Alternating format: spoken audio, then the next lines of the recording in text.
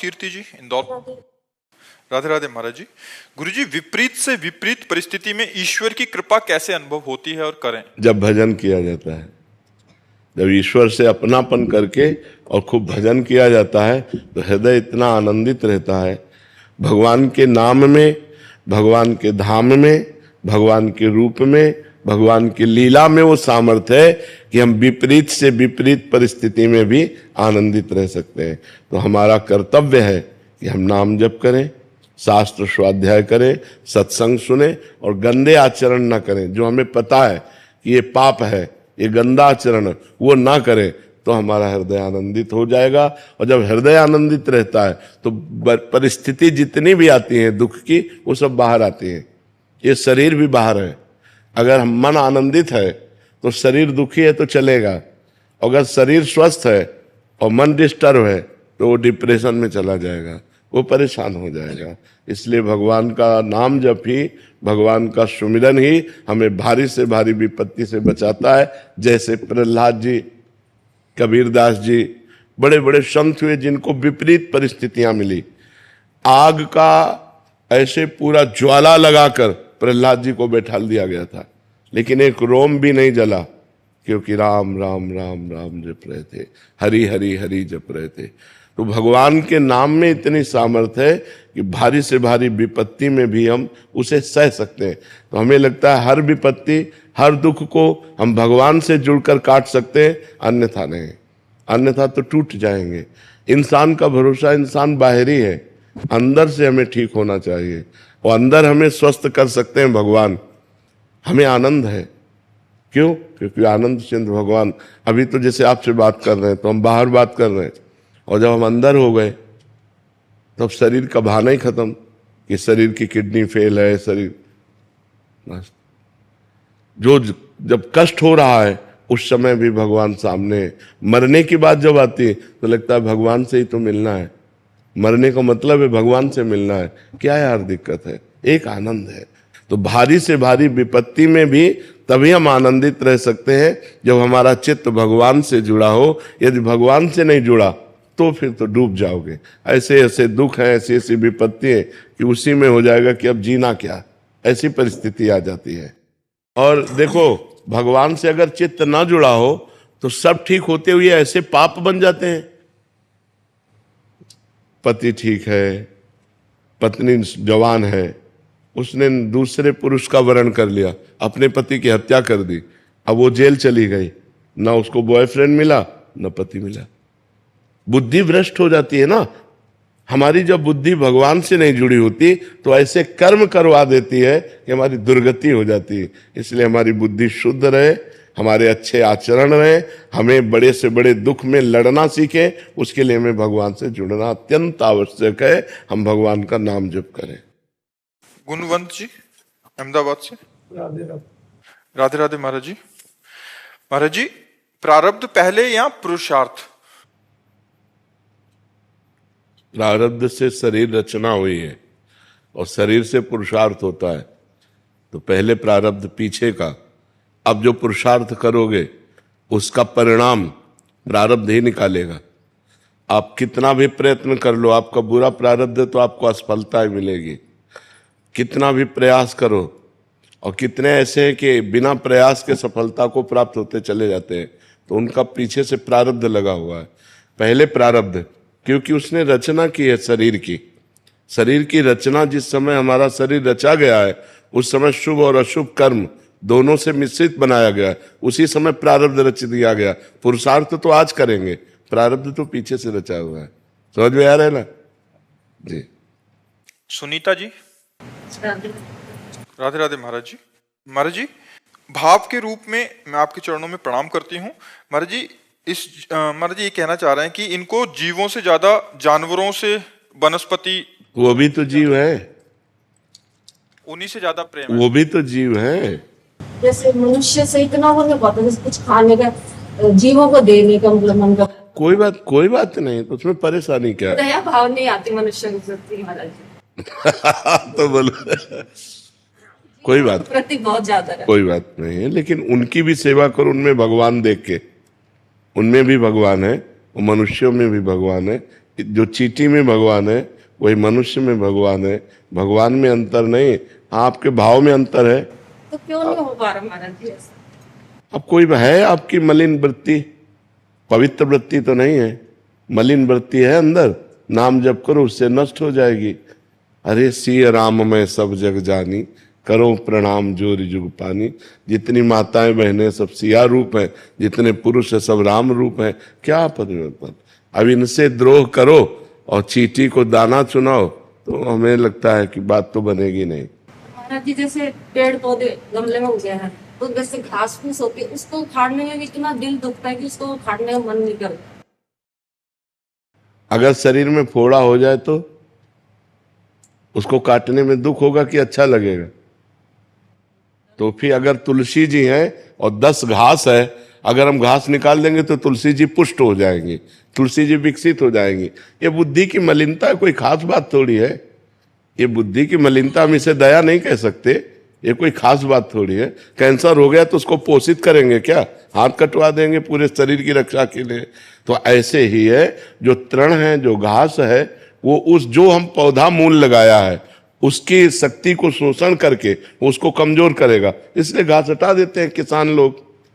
तो उस बात को विवेक से समझने की जरूरत है। अभी कोई विवेक थोड़ी विकसित। भजन करो, नाम जप करो, खूब नाम जप करो, पशुओं की सेवा करो, वनस्पति की सेवा करो, लेकिन उनमें भगवान देखकर सेवा करो कि भगवान विराजमान है इसीलिए हरा भरा है। भगवान हट जाए तो अभी सूख जाएगा। ऐसे अब जड़ से ज्यादा तो चैतन्य मनुष्य शरीर में भगवान है। आप कहते हो मनुष्यों पे हमारी श्रद्धा नहीं, आपके अपने पति पे श्रद्धा है? महाराज जी जैसे बुजुर्ग जन है उनको देख के दया आएगी, जैसे कोई बीमार हो उसके प्रति नहीं, अगर जीव की आपका पुत्र है, जवान है कि बूढ़ा, जवान, तो आपको प्यार आता है कि नहीं? फिर अपने पुत्र जैसे सब पुत्रों को क्यों नहीं देखते? देखो, चराचर जगत में जब तक समान भाव नहीं आएगा तब तक बुद्धि पवित्र नहीं मानी जाती। जैसे मेरा पुत्र, हम खवा पिया रहे हैं, जैसे आप कहते हो मनुष्यों को खवाने में सुख नहीं मिलता, तो अपने बेटे को पवाने में सुख मिलता है, अपने पति को पवाने में सुख मिलता है, अपने सास ससुर को पवाने में सुख मिलता है। बस 3 प्रकार के ऐसे भाव रख लो। जैसे हम अपने पति को प्राणेश्वर मान करके पूजा करते हैं, तो ऐसे बहुत सी स्त्रियां अपने पतियों को प्राणेश्वर मानकर पूजा करती हैं। सब में वही भगवान विराजमान है। जो हमारे बड़े हैं वो हमारे पिता तुल्य हैं, जो बराबर हैं वो हमारे भाई तुल्य हैं, जो हमारे छोटे हैं वो हमारे पुत्र तुल्य हैं। हमें कोई परेशानी नहीं, सब में भगवान का हम भाव करते हैं। पवित्र भाव करना है, किसी में भी भेद नहीं रखना, कुत्ते में भी भेद नहीं रखना, सुअर में भी भेद नहीं रखना, सब में भगवान विराजमान है। नो गीता जी में एक श्लोक है, विद्या विनय संपन्ने ब्राह्मणे गविहस्तनी सुनी चय सुपाके चा पंडिता समदर्शिना। जो विद्या विनय संपन्न ब्राह्मण में, गाय में, कुत्ते में, चांडाल में, हाथी में एक ही परमात्मा को देखता है, वही असली में पंडित है, वही ज्ञानी है, वही सही देखता है। जो कुत्ते में, गाय में, हाथी में, चांडाल में और मनुष्य में, सब में एक ही परमात्मा को देखता है। तो और थोड़ा भाव पवित्र करो। जैसे उनमें कोई घाव वगैरह कुछ भी हो जाए, दुखी हो, तो महाराज जी अंतरात्मा रोती है। बिल्कुल हाँ, मनुष्य तो अपनी दवा करा सकता है, पशु दवा नहीं करा सकता। सबको चाहिए, अगर आप जैसे पशुओं का प्रेम सबके हृदय में हो जाए तो बहुत अच्छी बात, फिर मांस खाना बंद कर देंगे, क्योंकि लोग पशुओं की हत्या करके ही तो मांस खाते हैं। जैसे मुर्गा है वो अपनी जान बचाना चाहता है, बकरा है वो भी अपनी जान बचाना चाहता है, गाय भैंस पशु पक्षी सब, लेकिन मनुष्य इतना राक्षस हो रहा है, सबको काट काट करके खा रहा है। तो दया भाव तो पशु पक्षियों के प्रति भी होना चाहिए, पर मनुष्य के प्रति विशेष आदर, क्योंकि भगवान की सृष्टि का सबसे श्रेष्ठ रचना मनुष्य है। 84 लाख योनियों में आखिरी रचना है ये मनुष्य शरीर, जिससे भगवत प्राप्ति होती है, और किसी योनि से भगवत प्राप्ति नहीं हो सकती। इसमें हम भजन करके, तपस्या करके भगवान को प्राप्त कर सकते हैं, और किसी योनि में ऐसी सामर्थ्य नहीं है। उपासना जी हरियाणा से। श्री हरिवंश जी, श्री हरिवंश महाराज जी, बाबा ये दुनिया बहुत रुलाती है, दिल भी बहुत दुखाती है, पर आपके आने से जैसे मुझे सब मिल गया हो। अब मुझे किसी का डर नहीं है, अब तो मुझे जिंदगी से भी डर नहीं लगता। मुझे पता है कि गुरुदेव सब संभाल लेंगे। महाराज जी अब नाम जप जो करते हैं, मैं जाप करते समय रोती हूँ राधा रानी और कान्हा से सामने बैठ के रोती हूँ कि अपनी तकलीफ मतलब उनको बताती हूँ, फिर सहन करने का भी प्रयास करती हूँ, पर रोना कंट्रोल नहीं। वैसे कोई तकलीफ नहीं है।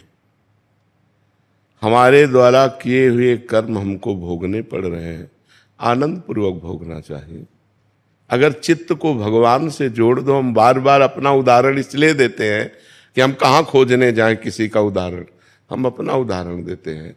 यदि नाम जप करो, भगवान से अपना चित्त जोड़ो, तो ये रोने धोने की जरूरत नहीं। हमने पाप कर्म किया है, उसका हमें दंड मिल रहा है, तो हम भगवान का नाम जप करते हुए उनके सहारे भोग लेते हैं।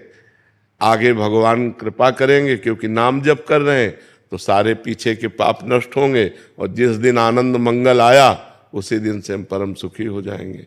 तो हमें धैर्य रखना चाहिए। जैसे हम धैर्य पूर्वक रात काटते हैं, दिन आ ही जाता है, ऐसे ही दुख काटते हैं, सुख आ ही जाएगा, चिंता मत करो। प्रभु से रोने धोने की जरूरत नहीं।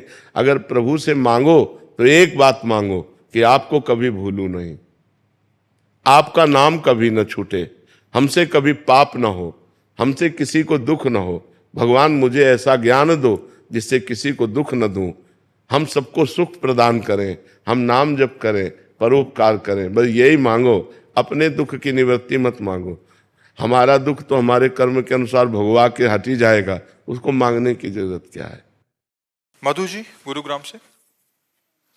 श्री हरिवंश महाराज जी, जैसे एक बिलोटे के प्राणों का पोषण और रक्षा उसकी माँ बिल्ली ही करती है, उसी प्रकार है गुरुदेव स्वरूप लाडली जी, आपने ही कृपा करके हाथ थाम लिया, नहीं तो नरक में अपनी सीट पक्की करा चुके थे। महाराज जी, इनका कहना है कि आपके इसी मुख से सुना है कि सहचरी भाव या किसी भी भाव प्रधान उपासना का मूल तत्सुख भाव है, परंतु हम अधम जीव तो आपकी प्राप्ति भी स्वसुख से प्राप्त मतलब प्रेरित होके कर रहे हैं कि हम निकुंज जाएंगे, अमुक सुख मिलेगा, दुख का लेश तक नहीं रहेगा। तो देखो, तत्सुख और स्वसुख का अंतर समझो। किसका प्रश्न है?